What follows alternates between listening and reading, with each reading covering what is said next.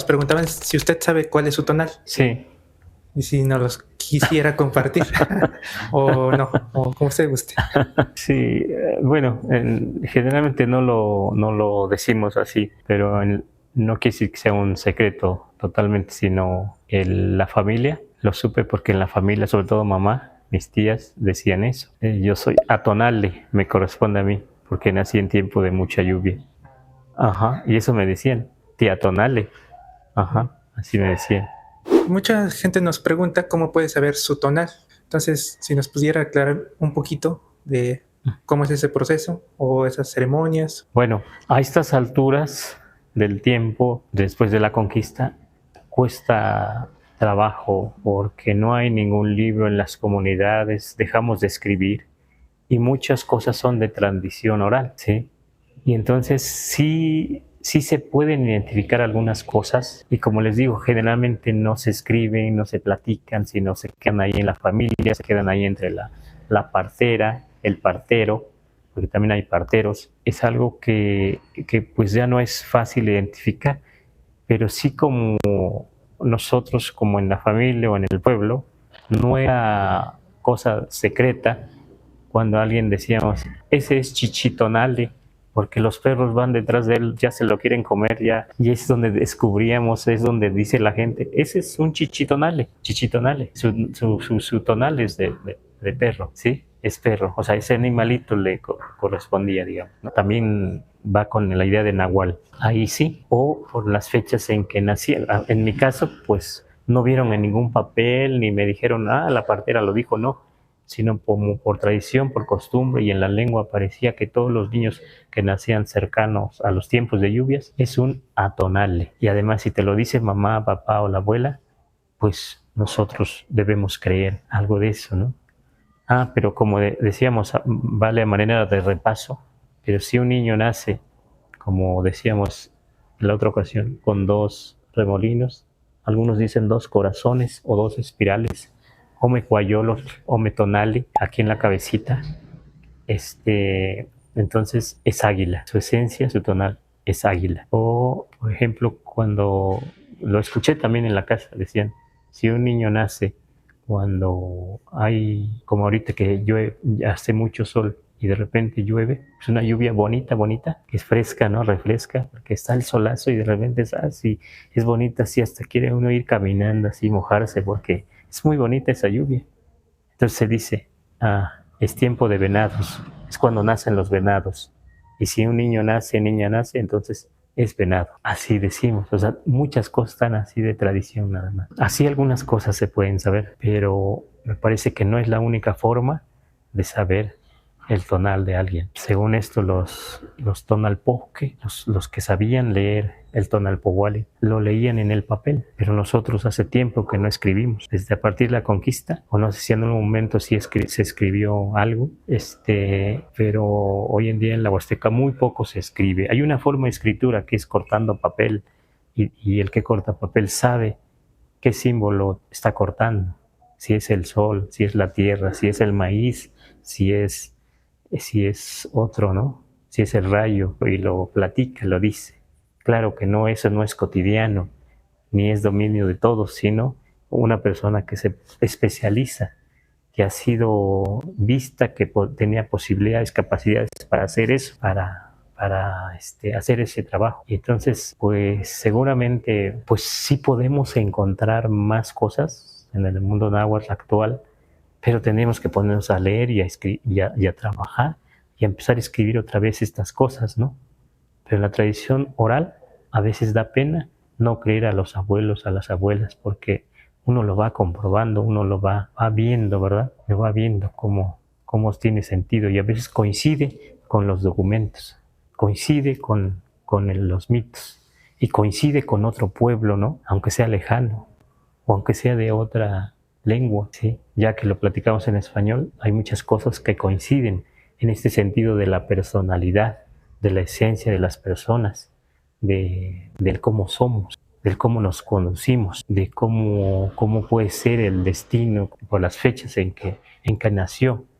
No es que sea todo así encajonado, que todo ya esté hecho, sino que se va a veces diciendo, tú eres así por esto, por la fecha en que naciste. Y a veces lo que se toma es que se dice, pues eso se te facilita, ¿no? Como alguien que de repente empieza a tomar un instrumento musical y de puro oído se sigue. Dice, ah, es su tonal, o se dice, es su suerte, pero lo que quiere decir es su tonal, eso es su esencia, eso es su tonal, y puede hacerlo, y el otro no, pero el otro puede ser a lo mejor otra cosa, bailar bien así, aprender y no se le hace difícil.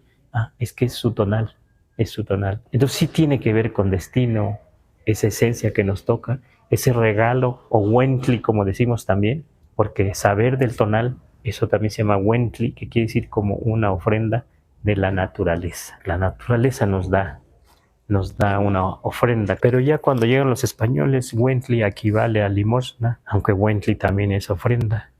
Pero Wentli también, desde que nacimos, podemos tener un Wentli, identificar un Wentli. Algunos dicen como don, ¿verdad? Todos tenemos en algún momento dones, que algo se nos facilite un poco más.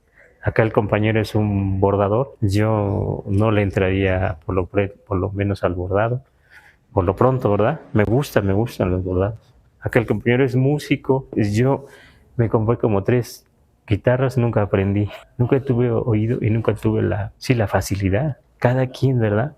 Y parece ser que eso fue tratado muy cosa minuciosa, con mucho ojo, con mucho énfasis, estas cosas para los pueblos antiguos, y creo que para algunos todavía, porque todavía eso se cuenta, se dice, ¿no? Entonces, esta sería mi invitación o una buena razón para estudiar las lenguas indígenas, no solo el náhuatl. Si ustedes estudian las lenguas indígenas, van a encontrar cosas como estas todavía, hoy en día en la tradición oral. Pero deben apurarse antes de que se acaben las lenguas indígenas. Pero también en los documentos que van a leer también aparecen cosas así. Pero si encontramos en los documentos y si encontramos en la tradición oral y encontramos que coincide, ¿verdad?, que se acercan los términos, eso es muy valioso, decía el doctor León Portilla y otros. Una de las cosas que me pasó hace poco es que yo estaba trabajando en Nativitas en Zacapan, en un espacio, y nada más no me sentía bien. Entonces me salí, quería aprender un incensario, no aprendía. Me sentí incómodo, me salí, caminé y encuentro a un amigo nahua de Guerrero.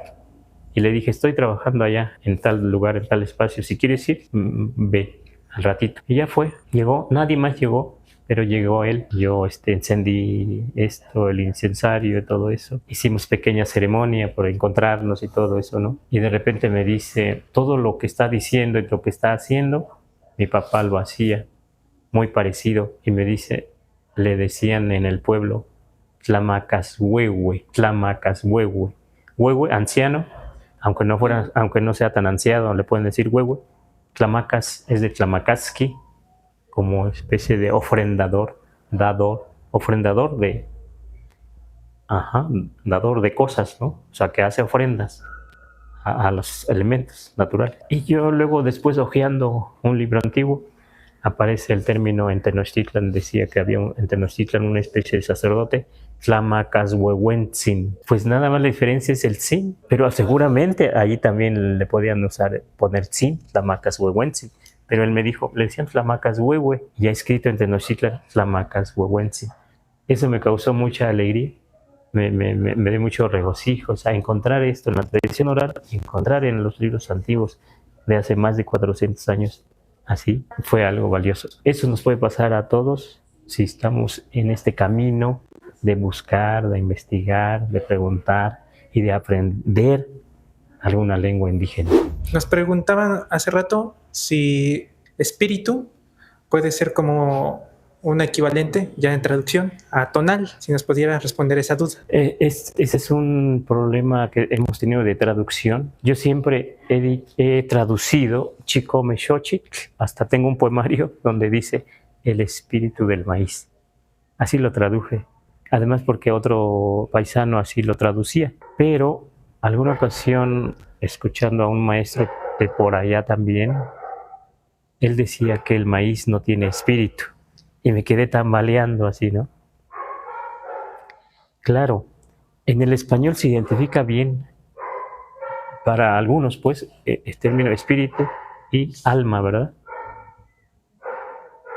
Pero a veces su uso es como equivalente, los dos, ¿verdad? Como casi lo mismo. Seguramente los filólogos en español pues podrán decirnos más, pero para mí, yo ahora estoy diciendo, como ahora lo tratamos, decíamos el tonal del maíz, aunque no es exactamente el español, el término ya castellanizado, pero todavía en ese sentido que me dicen, yo creo que para mí equivaldría a tonal, tonali, a espíritu y esto que en algunos casos dicen alma, porque el tonal es, como digo, la esencia de esa persona. ¿Qué puede ser el espíritu de una persona en español, digamos? ¿Qué es el espíritu? Es algo amplio, ¿no? No es fácil de explicar, ¿verdad? Es la esencia también de esa persona. Podemos decir, alguien tiene un espíritu apacible, una esencia apacible, una personalidad apacible posiblemente. Yo digo que sí, ¿verdad? Pero para mí entonces lo que estoy encontrando también, que voy caminando también y preguntando también y buscando y reflexionando, para mí que equivalen las dos cosas, para mí, espíritu y alma, porque se dice que el tonal del maíz, del sintli, si cuando muere, no muere del todo. Una vaca, ya vimos, muere, no muere del todo, ¿sí? Aunque se desprenda del cuerpo. Entonces también las personas decimos, no, pues el tonal, su tonal no muere, no. Ajá, anda por ahí está. Y hay que darle de comer cada cierto tiempo. Pero debo seguir buscando, tanto en español, para este término tan amplio, espíritu, algo, para a lo mejor seguir trabajando sobre eso. Nos pregunta GSBY o Gatsby, creo que es. ¿Se escoge el nombre de la persona partiendo del tonal? Bueno, hoy en día, según lo he visto y he vivido en la familia, no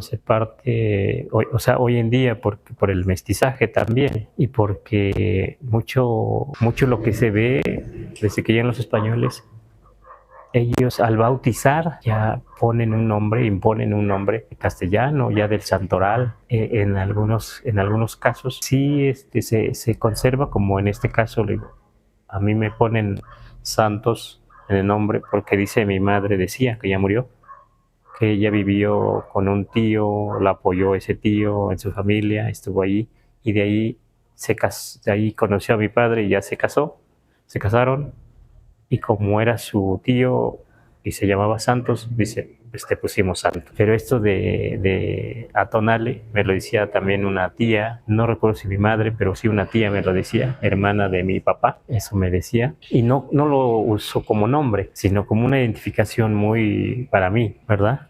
Porque tenemos otras identificaciones más, que no son nombres, son identificaciones que nosotros usamos en la familia. Lo que yo entiendo, sí, en algún casos sí se nombraban cuando existían los libros y que se podían leer y que había quien los leía y quien los trabajaba. Sí, algunos nombres sí se daban, sí se ponían a partir de esa esencia que encontraban, digamos, a partir de hacer las cuentas y ya se buscaba esa esencia de esa persona por la fecha de nacimiento. Ahí sí, ya le decían con papeles, con documentos, con una tradición también, con lectura, pero también lo que parece ser es que en el México antiguo había diferentes formas de nombrarse. No todos llevaban una fecha calendárica, ¿verdad? Por ejemplo, Nezahualcóyotl es el coyote ayunador, Huitzilihuitl, la pluma de colibrí, ¿verdad? No hay nada ahí de calendario. Seguramente a Xolotl tampoco, ¿verdad? Pero seguramente también no sabemos hasta qué punto las identificaciones, como digo ahora, eran distintas a las que hoy usamos. Parece ser que no siempre tuvimos un nombre y dos apellidos. He visto algunos descendientes de españoles que tenían varios nombres. O sea, una cosa como rara para mí, pues, ¿no? No limitado a un nombre y dos apellidos, ¿sí? En mi pueblo, por ejemplo, en algún momento que teníamos problemas, no se ponían apellidos, y sobre todo cuando salían, porque había problemas con otro pueblo, ¿no? Entonces sí, yo creo que también ha cambiado esta forma de identificarse depende del pueblo, depende de la costumbre, de muchos. Yo creo que ha habido variantes también, ¿verdad? Sí. Ajá, hay variantes, pues, ¿no? Aparte del maíz, ¿qué otros frutos de la tierra se veneran? Sí, en una ofrenda de Chicomechochitl, a veces no solo está el grano maíz como principal, pero ahí mismo también se habla del frijol, ahí mismo se habla de la calabaza y del chile. O sea, pareciera que nada más esta ofrenda es para que se dé bien el maíz, pero ya en el rezo, ya en la petición, se escucha que se habla del chile, que se habla de la calabaza, que se habla del frijol, ¿sí? Que se hablan de otros cultivos que principales, digamos. Yo un poquito había escuchado sobre eso, pero yo no de forma como actual. Si yo lo había escuchado más como la forma en cómo sembrar el maíz, que el chile, el frijol y la haba también era como un complemento más para que el maíz se pudiera dar. Bueno, yo lo había escuchado que porque hay veces que se siembran juntos, que porque a veces, por ejemplo, no me acuerdo si la haba o el frijol, uno de esos dos, que la hoja la que permite que también no salga tantas pasto o más hierba donde está el elote. Digo, yo nada más lo conocía como la parte nada más como para sembrar, ¿no? No tanto como de ritual. Una vez que quería preguntar, por ejemplo, ya hablábamos de Chicomezochitl, pero como una esencia, ¿no? Y también dice que al mismo momento que se habla de las ofrendas o rituales, por lo que entendí, es cada proceso del elote, ¿no? Entonces, Chicomezochitl, entonces, como, bueno, me imagino que tienen otras formas también de llamar a los elotes en diferentes como procesos, ¿no? Sí, como cuando uno va creciendo, ¿no? Que se dice niño, luego joven, luego ya maduro, un señor, una señora, pero ya anciano o abuelo, abuela. Así también nosotros lo vemos el maíz como si fuera una persona. Y entonces por eso le decimos Chicome Xochisihuapil, o algunos dicen Chicome Xochisihuapiltzin, niñita, Chicome Xochi o Quichpiltzin, también se puede decir así, el niñito, pero también se le dice Chicome Sintecnana, Chicome Sintectata. Ahí está, señor, señora, como hemos platicado. También a la vez, ya en el ritual, llega un momento en que se presenta, o sea, está el maíz nuevo, el elote, pero también están los morrales de maíz seco, ya maduros. En el ritual se puede apreciar otras cosas en este sentido de cómo va cambiando los nombres, va cambiando, digamos, el cómo lo vemos, cómo lo tratamos, el maíz, ¿no? Uh-huh. Hasta algunos dicen, pues este es maíz abuelo, este es maíz abuela. Sí, pues sí, por eso le decimos también huehuecintli, el maíz de la cosecha pasada, antepasada, porque hay maíz nuevo. Y entonces el otro es huehuecintli, como las personas nos decimos, él es abuelo, pero este es el nieto ya, ahora, ¿no? La nieta. El bisabuelo, el tatarabuelo, allá. Algo así también, como humanizamos precisamente, lo vemos como una persona, Chicome Xochitl. Uh-huh. La esencia, el tonal del maíz. Para todo, bueno, ¿es el ritual cuando ya el maíz ya está acabado? ¿O también se hacen rituales posteriormente antes de sembrar? Sí, el día en que se siembra debe haber un poquito antes empezar el ritual, la danza, el rezo, la petición de que se da bien a la tierra, de que se dé bien el maíz. Uh-huh. Entonces también cuando se siembra es la misma fiesta de Chicome Xochitl, pero la siembra está dentro de la fiesta de Chicome Xochitl, sí. Y ya también cuando hay ya la cosecha, sí, que aunque también la cosecha más se va perdiendo, se festeja un poco más ahora la siembra y también los elotes, cuando hay elotes, la primera cosecha. Como digo, algunos pueblos, unos más, unos menos,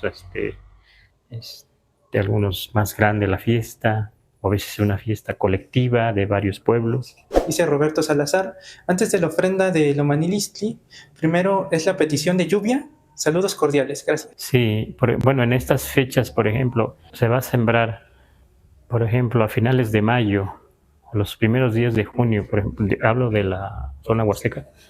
Sí, se hace primero la petición de lluvia, que es en mayo, ¿sí? En mayo, cuando hay más el calor más extremo, la sequía más extrema, aunque algunos también siembran aún sin llover. Pero de todas maneras se hace la petición de lluvias. También ese es uno de los rituales, para algunos es el ritual más grande, más laborioso. Y ya si viene la siembra, el Toquistli también.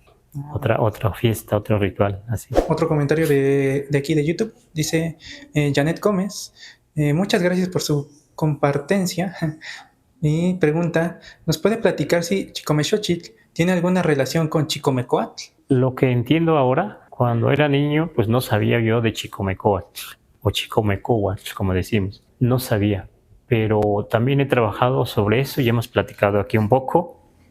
Para mí, en Tenochtitlan, lo que he encontrado es que le decían Chicomecoatl y también le decían Chicomolotzin a la esencia del maíz, pero en la Huasteca se le dice Chicomexochitl, ¿sí? Es una variante, pero también el doctor López Austin en uno de sus libros habla de que la fiesta de Chicomexochitl se hacía en Tenochtitlan, en el barrio Itepeyo.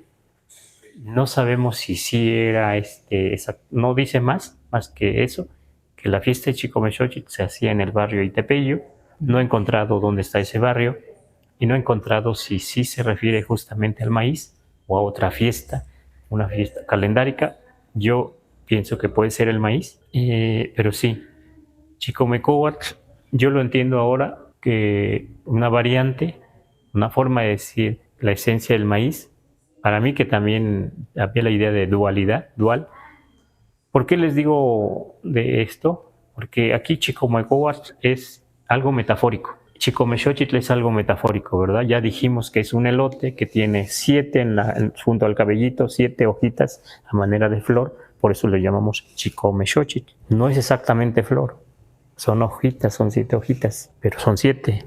O sea, la naturaleza da esos 7 hojitas. Y esa es para nosotros una manifestación de Chicomexochitl, del tonal de Chicomexochitl. Es ahí donde se puede ver físicamente a Chicomexochitl. Otros le llaman Chicometzonisguayo, que quiere decir el que tiene 7 hojas en la cabeza. Interesante. Pero ¿por qué Chicomecoatl? Ahora yo lo entiendo así. En Tenochtitlan le llamaban así. Lo que yo entiendo es que una manifestación del maíz es, por ejemplo, esto, como si fuera el maíz, el elote. Yo lo vi en una ocasión, un compañero que lo mostró, de Hidalgo, lo mostró en un video, mostró un maíz que estaba abierto de la base, aquí, así como unas fauces tenía, así, la mazorca, también de la Huasteca, pero hidalguense, y él decía que para ellos, si salía en la milpa una mazorca como en forma de serpiente, digamos, como abierto de la base, de ahí debían tomar para la semilla, porque esa era una manifestación también de la esencia del maíz. Entonces es ahí donde yo entiendo pues que posiblemente esa es una manifestación, esa mazorca como algo abierto, como si fuera serpiente, y acá en el elote con 7 hojitas, Chicomexochitl, pues también algo metafórico, algo simbólico, es una manifestación.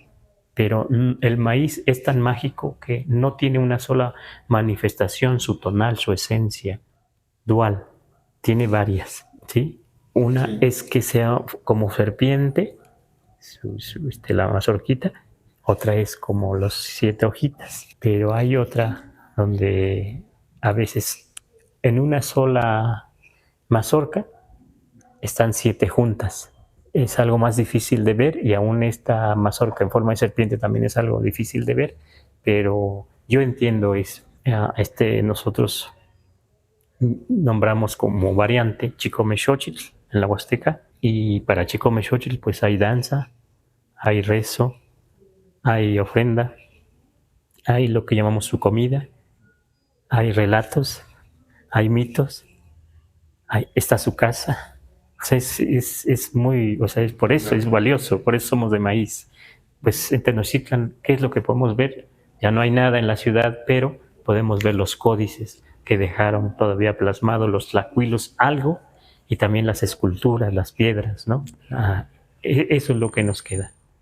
¿Sí? Por eso a veces yo trato de acercar esto, algunas vivencias de la Huasteca, y no solo de la Huasteca, algunas cosas que he visto en mi pueblo y en otros pueblos, y lo acerco a veces a un término, a un símbolo o a un ritual de Tenochtitlan que, claro, nos queda muy, muy lejos, y además lo que sobrevive es algo muy mínimo, pero hay cosas que sí coinciden, hay cosas que son cercanas, y eso es valioso, y eso debemos valorarlo, y debemos trabajarlo, investigarlo, buscar ese acercamiento, esas coincidencias, para entender un poco más la cosmovisión tanto antigua como actual, no solo nahua, ¿no? Sino indígena.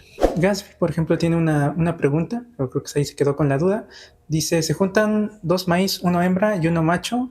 ¿O era uno que nacía siendo ambos? Bueno, aquí, como les digo, lo que juntamos, esta mazorca ya de por sí sola es dual, la otra también es dual, ¿verdad? Entonces, lo que tratamos de representar aquí es eso, es la dualidad, por eso se ponen físicamente dos mazorcas, pero aunque no se vea, cada mazorca es dual, igual que nosotros las personas. Aquí una mujer, esa mujer tiene padre y madre, es dual, y acá un hombre tiene padre y madre, pero es dual. Pero si ya queremos entender también la dualidad, si es una pareja, pues ahí se puede entender la dualidad y esa pareja que pueden generar una tercera persona, que pueden generar vida, ¿verdad? Así entendemos la dualidad. La dualidad es dos en uno. Aquí tratamos de representarlo físicamente. Aquí también, niña, niño, niña, niña, niño, ahí está, ¿no? Lo dual, pero igual esto de la dualidad pues va más allá, ¿no? Es muy amplio. Y lo que entendemos es que los antiguos lo usaron para la arquitectura, en la escultura. Pues acabamos de ver a la Coatlicue, ¿verdad? Que tiene dos cabezas ahí así, de serpiente. O en el calendario aparece la dualidad. Otros edificios, ahí aparece. Y aquí lo que vivimos cuando decimos niña siete flor, niño siete flor, ahí aparece en la palabra, en el rezo, ¿verdad?